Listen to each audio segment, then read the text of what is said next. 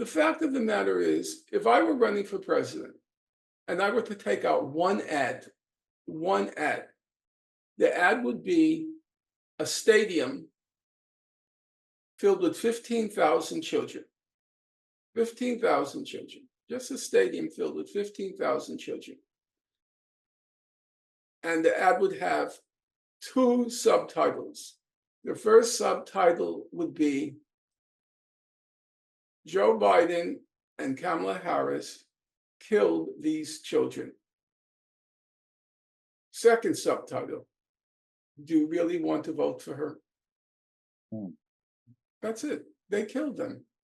Mm-hmm. That's a simple fact. They murdered, that is a fact. Mm-hmm. They, Joe Biden and Kamala Harris, Mm-hmm. they murdered 15,000 children.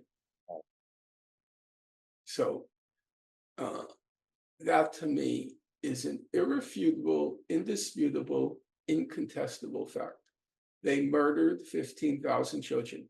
When you vote for Kamala Harris, you're voting for somebody who murdered 15,000 children. That's what you do. And no disagreement there. We're just gonna jump right into the elections because this is. I mean, if you want to vote for her, vote for her. If you think Trump is the bigger evil, fine. But be cognizant of who you're voting for. Right. You're voting for somebody who murdered 15,000 children. We are. Period. Full stop. We are 4 days away from the elections, How and many days? 4 or 5 now. Is it really that? It's so close. So could you give us a deeper analysis of what we're looking at here? Because from what I can gauge, whether it's Trump or Kamala in that office in come November, come next January, the tone on Gaza is not going to change. No possibility. And Listen, so, I doubt Kamala Harris could find Gaza on the map. I do. I very much doubt she could find Kamala. I don't think she could find anything on the map except for Los Angeles and San Francisco. She's a moron. She's incapable of a lucid thought. She is. She's constitutionally incapable of a lucid thought. Whoever wins, I mean, it's a cliche, but the reason cliches are cliches is because they're most of the time true. Whoever wins, we lose. right. That's for sure. I'll be disappointed if Kamala Harris wins. I'll be disappointed if Donald Trump wins. Either way, whoever wins. But here I have opinions which I admit they're not based in deep knowledge, but I think they're based on some understanding. And I think what's being said about Trump is completely ridiculous. He doesn't represent a fascist threat, a Hitler. This is all really stupid. It's extremely unpatriotic. You know why? Why it's unpatriotic? Because it suggests that our institutions are so weak that did you study in the United States? I don't know. Okay. So from grade school, we're constantly taught about what's called the checks and balances of our system. Checks and balances, which means if any department, the three major divisions, the judiciary, the congressional, and the executive, the legislative, congressional, if any department starts going outside its bounds, then there's another division that checks it or balances it. So if the executive gets carried away, the judiciary or the legislative step in, okay? So our system has been around for a very long time, okay?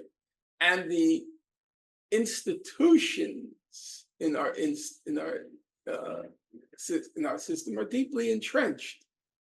So you're telling me our system is so fragile, our system is so vulnerable that one single individual can shatter overnight the checks and balances, which from grade school we've been taught, and I think it's correct, have been entrenched in our system.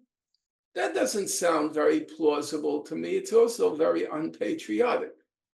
Let's take a simple example, okay?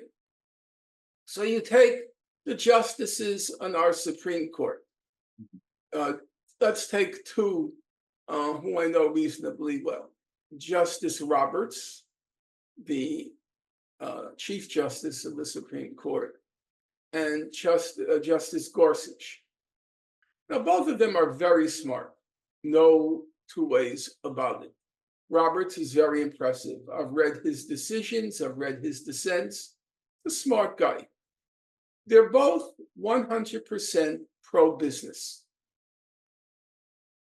They love the system. They love the system. The system works for them. The system works for business. It works for them. Do you think that they would allow a Donald Trump to take a sledgehammer to the system? I don't think that would happen. If he attempts to do certain things, I think, which certain things which are not just pro-business, but which threaten the whole system that checks and balances the Constitution, which threatens the whole system. Would they give him a green light? No, because they like the system. The system works as far as they're concerned. It works for them. They don't need to destroy it. When you look at the history of fascism, when does fascism arise? Fascism arises when there is a real threat to the system, be it in Italy, be it in Germany. I know the German case much better than the Italian case. There was a robust communist and socialist party in Germany. There was an economic depression. The system seemed not to be working, and there was a threat of the system being overthrown. And at that point, the German elites were willing to acquiesce in a Hitler coming to power because the system was under threat. Now, had there been right now in the United States, had there been a real left, okay, then I would say, yes, it's possible, even plausible, that the Supreme Court justices, right now it's basically 6-3, the 6 conservatives on the court, Amy Coney Barrett, Alito, Gorsuch, Roberts, Thomas. For some reason, the 6th slips my mind, but they'll come. Kavanaugh, right, the football player. Kavanaugh. Yes, they would probably go along with what was in Germany called the emergency regulations, which inaugurated the Hitler era. Okay, they would go along with it. But there's no threat now. There's no left. There's nothing. So why would they concede all this power to Trump? Why would they do it? They like the system. The system works for them. Why would they concede that power? So all that talk about Trump being a new Hitler and we're on the verge of a Nuremberg, it's complete, in my opinion, it's complete nonsense. What is true is, look, Trump is a very petty person. I mean, who can imagine the presidential debate, this one and only presidential debate, it got reduced to, my crowds are bigger than your crowds. This is 5th grade. This is 5th grade, or the locker room, or a locker room talk reenacted on the presidential debate stage. Mine is bigger than yours. So,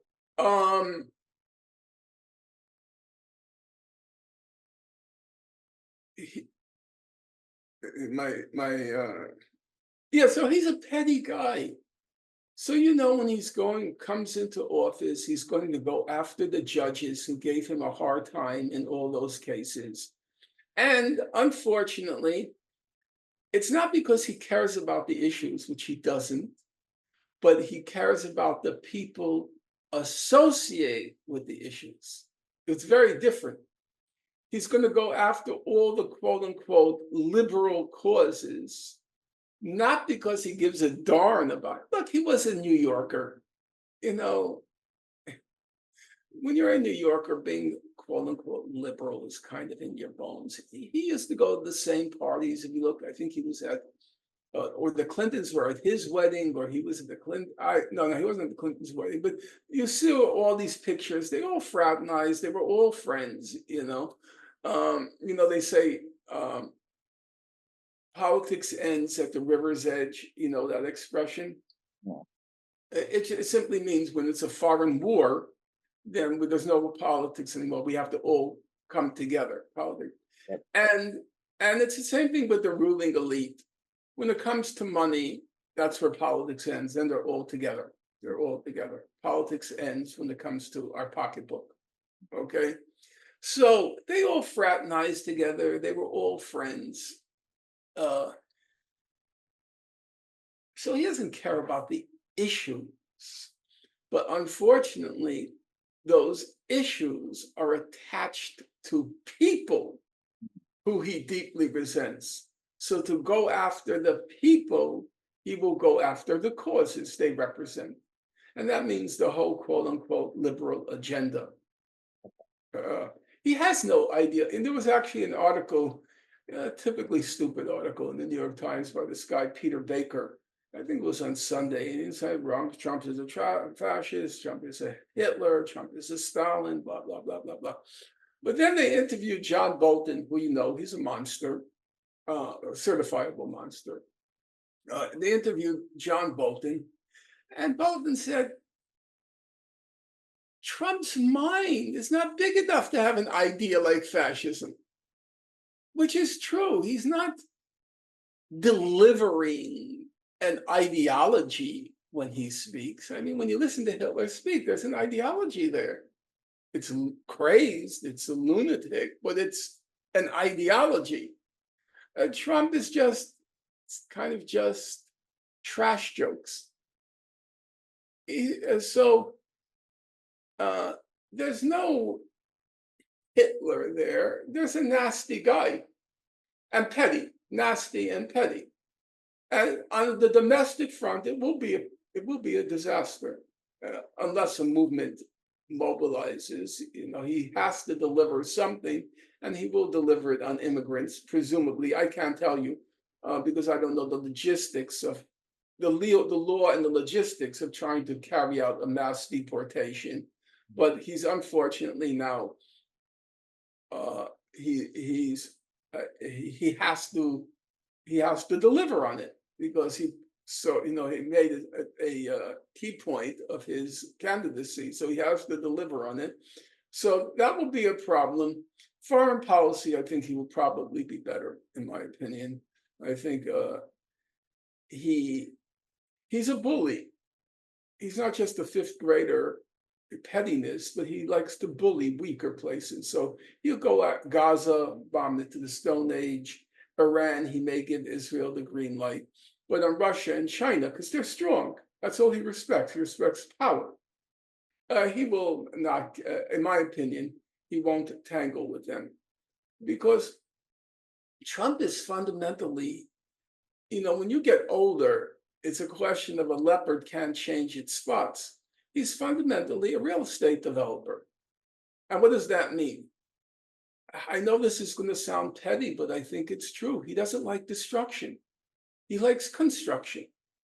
He's a real estate developer.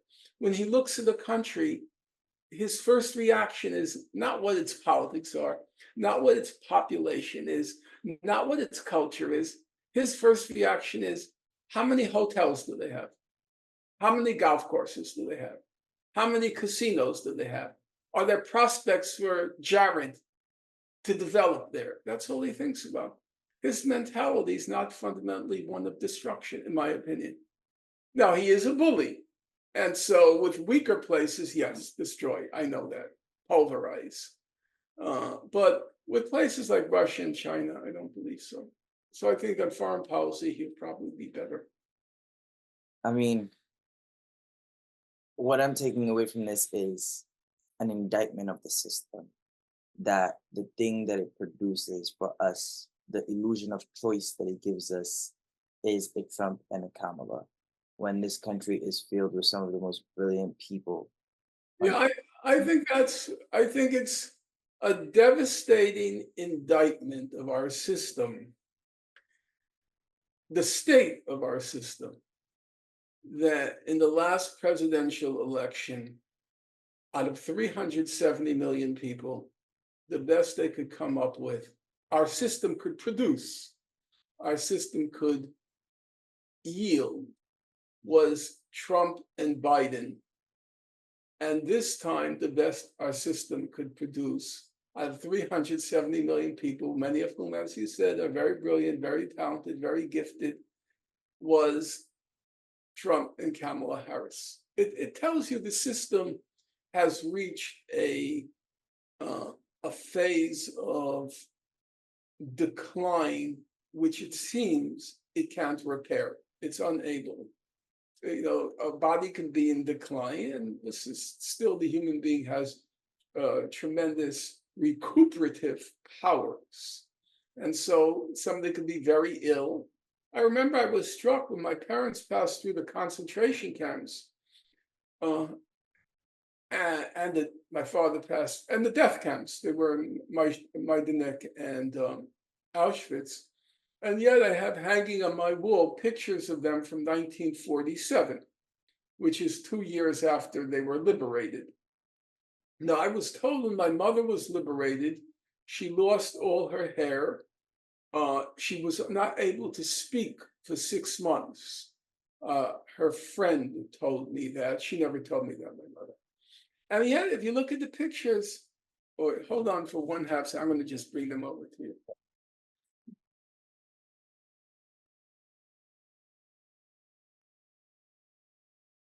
So, this is my father in 1947. handsome gentlemen. Yeah, very handsome guy. Is it clear on the screen? Yeah, it's clear. It's clear. We can see. And let's just wipe off the dust. So this is my mother. Move it a little bit this way. Yep. Okay. It's clear? Yep. So when I looked at that, it reminded me the body has incredible recuperative powers. Mhm. My father was in the Auschwitz death march. Do you understand that? My father survived not just Auschwitz, he survived the Auschwitz death march. My mother lost all her hair and she couldn't walk for 6 months. But our system has had demonstrated a capacity in the past during moments of challenge, be it the Civil War or be it the Great Depression, to produce pretty impressive figures, an Abraham Lincoln or a Franklin Delano Roosevelt. But I don't believe our system can do that anymore. Our system does not have the recuperative power anymore. It's entered a stage of senility, which you can't bounce back from. It's age, you know. And that's what this last demonstration, last uh, election cycle, presidential election cycle, in my opinion, demonstrate. You have to admit that Professor Chomsky, who I defer to on all matters, because he was a man of stupendous brilliance. Agreed. He said that the Republican Party is the most dangerous institution in human history. And I'm not going to dispute him. I'm not going to argue with him. I will just say an and, not a however. And it still must be said, Yeah. the Republican Party had a primary. It did. In our system, for better or for worse, the primary is considered a sine qua non of our democratic system. Mhm. You could still, and they had him, pretty impressive figures on stage. Vivek Ramaswamy, nobody's fool, very smart guy. Ron DeSantis, very smart guy, very smart guy. If you look at his academic pedigree, very impressive. And then there was Nikki Haley, not very impressive, but she was a candidate. Um, Chris Christie. It was a crowded primary of not second-rate people, not second-rate people. A lot of them. Mhm. The Democratic Party had nothing. They had nothing. Where did Kamala Harris come from? What is Kamala Harris? She couldn't even win her own state in the primary. She didn't get one delegate in 2020. She's a complete zero. But we have joy. Excuse me. But we have joy with Kamala. Yeah, joy. You know Um, where joy comes from? It comes from North Korea. They always used to say, when Kim Il Sung, he was the head of state of North Korea, and then he was passed on to his son, and we were all in joy at his, his being anointed the successor to his father. mhm. Joy. It's just straight out of the playbook of the most retrograde ex-communist, they were never communist societies. Joy. I mean, even to this day, if you were to ask 370 million people, what is Kamala Harris's platform? What is her platform? What she stands for? Mhm. I don't think a single person could name anything. I So really don't. let me bring us back. We have 10 minutes left. I Mhm. had so much more planned to talk to you about. I wanted to talk to you about Lebanon. I wanted to talk to you about Iran. I wanted to talk to you about the media representation of what's happening. I wanted to talk to you about the student protests in the United States and the future. I read somewhere in the grapevine that you're writing a book about the future of, you know, Gaza or Palestine or something around there. Not Um, the future. not true. Okay. I'm Uh, writing a book on uh, the corruption, what's called Gaza's grave diggers, okay. and an inquiry into corruption in high places. It's Okay. about the various institutions Yeah. that failed Gaza this past year. There's a lot to talk about there as well. But we don't have time to touch on many of these important things. And if we're going to talk about them, I want to do them justice and give them the time that they deserve. So with that being said, the last 5 minutes, I want to keep going on this thread of elections. Um, you talked about Kamala, you talked about Trump, bringing back Chomsky. One of the things that I learned, listening to him, reading him, watching him, is like when you're voting, we've created this celebrity culture around presidential candidates in the United States. And that often leads us to look at the individual rather than the establishment and the system and the institutions that they represent. So, like when he makes the argument that the Republican Party is the most dangerous party, uh, two-party system, and that they've abandoned parliamentary politics, they don't believe in climate change, they don't believe in they're brought up by the elites, sorry, the Democrats. Yeah, I left out that there will be a disaster in climate. Right. So, and he believes that there are two existential threats to organized human life, climate and nuclear war. So I'm wondering if, your indictment of Kamala, You if can't, you can't indict Kamala. There's nothing there. There's nothing to indict. No, there right, isn't. There's nothing there. let me pose the And I, question. and I refuse. I refuse to play along with this game that there's something there. She's a nullity. She's an empty set. There's nothing there. No arguments here. My point is about if you're choosing a Trump, you're choosing Republicans, the institution. Whereas if you're choosing a Kamala, what do you say to those who argue that? And if you're choosing a Kamala, you're choosing the Democrats as an institution establishment. Because we don't have the choice of third I, party candidates. I agree with that. I agree with that. I I think that I said if you choose to vote for Kamala Harris in a certain calculus, the lesser evil calculus, then at least you have to be honest and cognizant about what you're doing. You're voting for somebody who murdered 15,000 children. When I remember one of my mentors before Professor Chomsky entered my life was the great Marxist economist Paul Sweezy, and he edited a journal called Monthly Review. And he said that when it comes to presidential elections, you should not reward those who did evil. You have an obligation to vote them out. You're transmitting a message. Right, We're holding you accountable for the crimes that you committed. right. You're out. We're not going to, and that stuck with me. That stuck with me. Sweezy was a brilliant guy, knew politics as well as anybody. And in the 1950s, when he was writing, Monthly Review was established in 1949. It's still around, but it's not what it was in the heyday when Sweezy was its editor.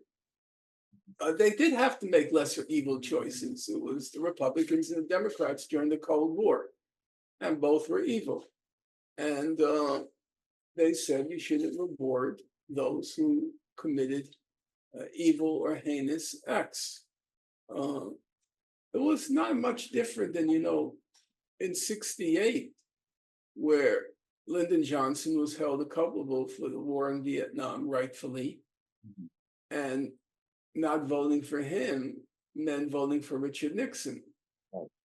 Uh, so we've been presented with those choices for a very long time now. Professor Chomsky would say, no, it's a very different picture because by current standards, Nixon was a liberal. Nixon actually was the one who started affirmative action. Yeah, I see that. As I said, I think that domestically, Trump is worse. Climate change, Trump is worse. If you take the three biggest challenges facing we as Americans, first, the economy, probably, it's hard to say in the economy who would be worse. Aspects, Trump would be worse. Aspects, the wages of African American men went up under Trump. They stagnated under Biden. So it's hard to give a precise picture. But climate change, Trump is clearly worse. War, I think, the Harris would just be a front. I mean, she doesn't know what she's talking about. So the people she brings into power will probably, in my opinion, will probably be worse. I mean, I don't. Blinken and Sullivan for another 4 years. Thanks, but no thanks. That's what we'll have. We'll have Blinken. You think about. I'll be honest with you. You always have to face this question. When you have an institution of such vast power like the United States, you have to ask yourself the question: do you prefer a competent or an incompetent leadership? Trump will be chaos. It'll be anarchy. That's why the CIA opposes him. All these defense officials saying, no Trump, no Trump, no Trump. The NATO doesn't want him because they know it'll be complete chaos. It'll be complete anarchy. The guy, he's a wingnut. He's a nut. So they're all afraid because he's going to upset the system. He's going to upset the gears in the system. He's going to keep throwing wrenches. I mean, what's his favorite line? What's his favorite line? You're fired. You're fired. He likes the chaos. He likes the anarchy. And a system can't function if every 6 months somebody's being fired. It can't work. It doesn't work. It's chaos and anarchy. So you have to ask yourself, at this particular moment, which do you prefer? Do you prefer competence or chaos? I'll tell you the truth. I know this is going to sound very irresponsible, and maybe it is irresponsible. I prefer the chaos. I prefer Trump firing every few months his Secretary of State. I prefer that to Blinken. I Yeah. do. Well, I want to respect your time. Mhm. We're coming close to an end. I live in New York, so I don't technically have a choice with our system.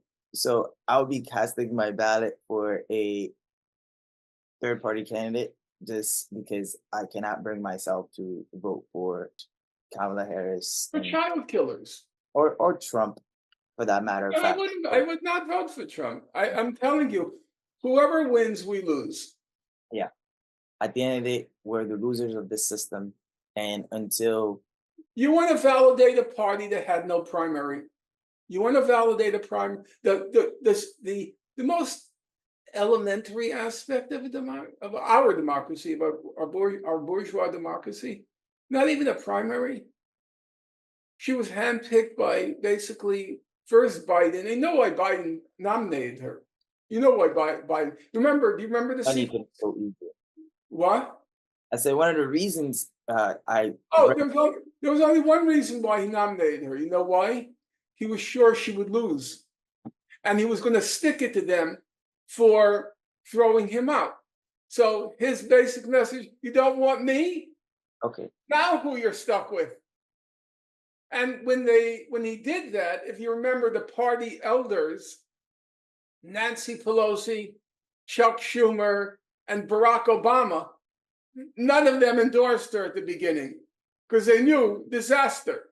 They knew Kamala, zero, zero, zero, zero, minus one. No, we can't do this. And then, unfortunately, they got stuck with the identity politics. If they didn't endorse her, well, one of their basic constituents is Black women and women in general. So it's going to be said, oh, you didn't endorse her just because she's a Black woman. And that would kill their base. So they got stuck with her. She's a complete zero. well, And they were the ones that decided. It was first Biden, then Pelosi, Schumer, and Obama. So when you vote for her, and if she wins, you're validating the system, which doesn't even have a primary. Doesn't even have a primary. Has nothing. Nothing. No. Uh, I think they deserve to lose. But that does not mean I believe Trump deserves to win. right, And right. I'm not counseling anybody on that particular point. I'm not counseling them. You use your own judgment. I couldn't. I can't.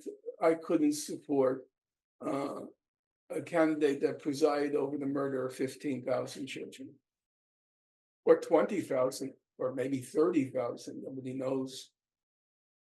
The figures are now floating like 200 or 300,000 were killed, and half were children. Because Gaza's population is 1/2 children, so roughly it would be about 150,000 children are killed. So you want me to vote for that? No, lose me out. Well, Professor Finkelstein, thank you so much for being on Let's Just Talk. Okay. And I look forward to continuing these conversations with you. Okay.